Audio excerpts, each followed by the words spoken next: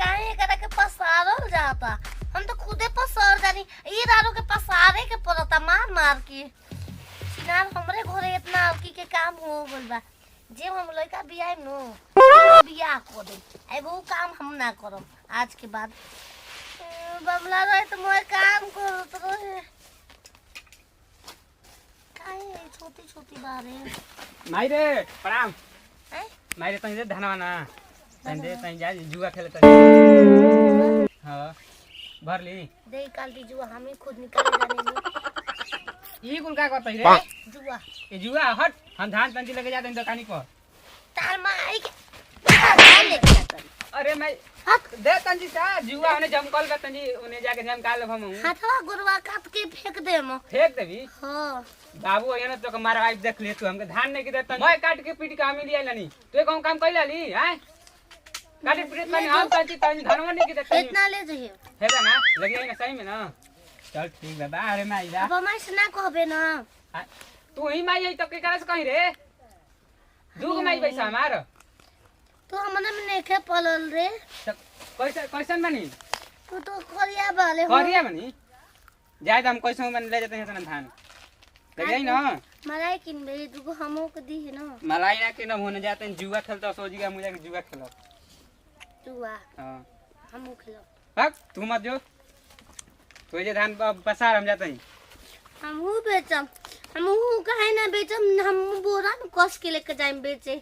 हमहू जुआ खेलो कुछ हो जी पसर भी ना करम जाते बारे बोरा लेके आवे। ए बच्चिया के बारे बच्ची तने भिक्षा दे रे बच्ची। ए बच्ची थोड़ा सा बाबा के भिक्षा दे दो।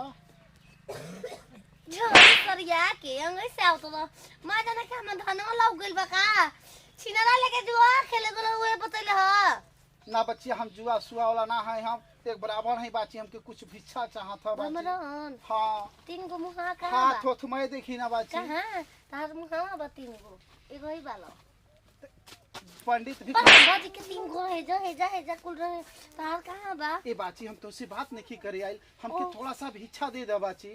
ओहो है सी भिक्षा चाहती। हां थोड़ा सा भिक्षा झोरी में डाल दो। ना मिलता हूं ना ना बाची ऐसा निराश ना के दे दी कमा के धल बोला काट के हम घरे बामला 4 दिन हमरा से दूर रहे रात भर खेत पटोलस कतलस तो धान लियल आ तुरंत पके दे दी। बाची दे देबू तो भला तोहार कल्याण होई भगवान तोहार फूलो फल। हां बाची हां देखी ना बैठ जा बाची बैठ बाची दो बड़ा तू लक्की हौ बाची तोहार नाम पगली पड़ल ह बहुत रेखा चलत ह शनि ग्रह लागत ह 551 रुपया लागी उ दे देबू तो कल्याण हो जाई शनि ग्रह हट जाई।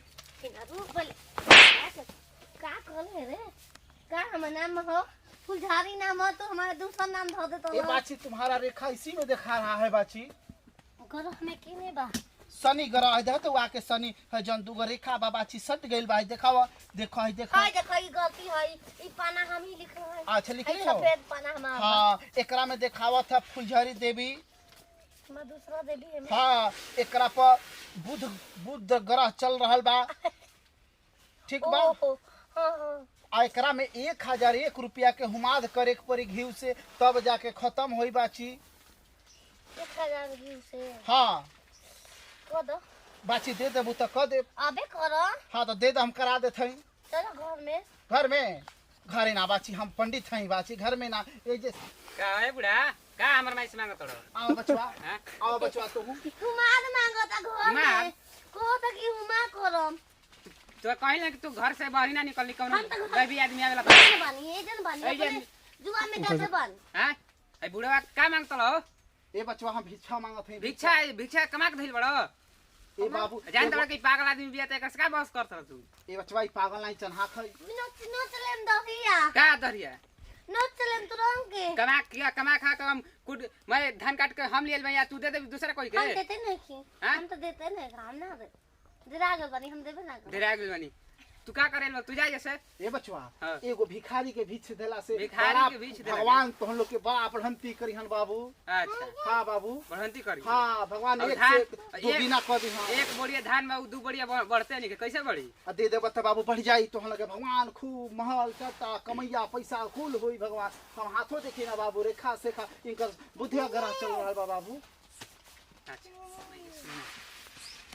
बुढ़ावा के मार के भगा दे जाना तो मैं हमके धान वाले ली चला घर में चलो आओ घर में देवल जाए नहीं बाची हम लोग घर में नहीं जाते यही से अपना होम करल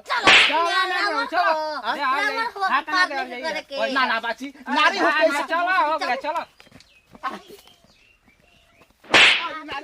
अरे ना हो बाबू अरे बराबर है ये बाबू एक मांगा है ये बचवा ना मारे के चाहिए मार फसरी लगा अरे ना हो भैया उठ बैठ कर बुढ़ावा बाल दे मोबाइल दे बतावा बुढ़ावा नया मोबाइल लेके चल देख तुम ही भीखे मांग के ना किन लेबा दू गो काम बराबर है हां चल एगो हम लेके हमने के तू। हां एगो तू ले लिए चल बुढ़ावा उठ बैठ कर जल्दी भागे से ये बचवा ऐसा संकट मत दे बाबू संकट अब ना आई तो हम लोग के द्वार से बचवा भीख मांगना आइबो चलो जा जल्दी हटो मार तोरे माइला त ही बतीस मार न मार यारो जब के ना जब जल्दी भागे दुआर पे भाग चलो फोर है के आधा चल मैं एगो वीडियो बना देता ऐसे कैसे बने रे अरे हे का है जैसे बनी रही कैमरा हो बना तो एगो डांस कर दनी अरे पतरी कमरिया बोले आए है मारी संगे नाचा था और तुम ये कहते हमारे अकेले बनाओ चल हां चल बना गांव के नाच अरे एगो नचनिए कारण कनिया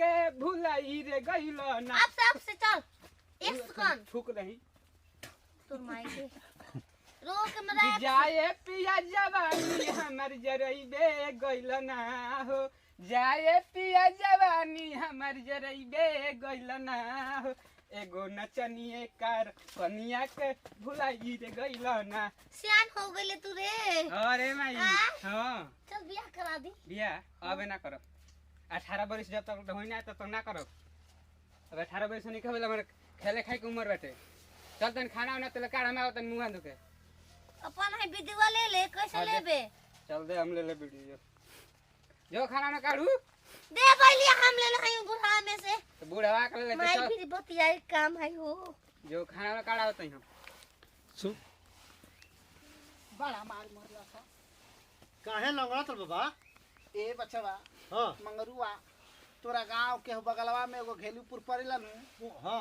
अरे ओ गौवा में एगो पागल एगो लइका का कर गोरला ओकरा दुआरी पर ए बचवा जजमान जनते वाला हमनी के भीख ना मांगब जा त कैसे खाइब जा हां गए नहीं मांगे अच्छा। आज बड़ी मार मरले बा हो मंगरू का कही तो के मार डंडा पीट देला है सब कुछ जितना राशन पताई मिलल रहा चाउर चूर हाँ। मैं छिन छान के का करबा बगरू अब हम जात हई दवाई के ये तोरा कर्म में लिखले बाटे जैसन करनी वैसन भरनी अब तक कहबे हाँ। ना करबलो जैसन करनी वैसन पवन आई हो बाबू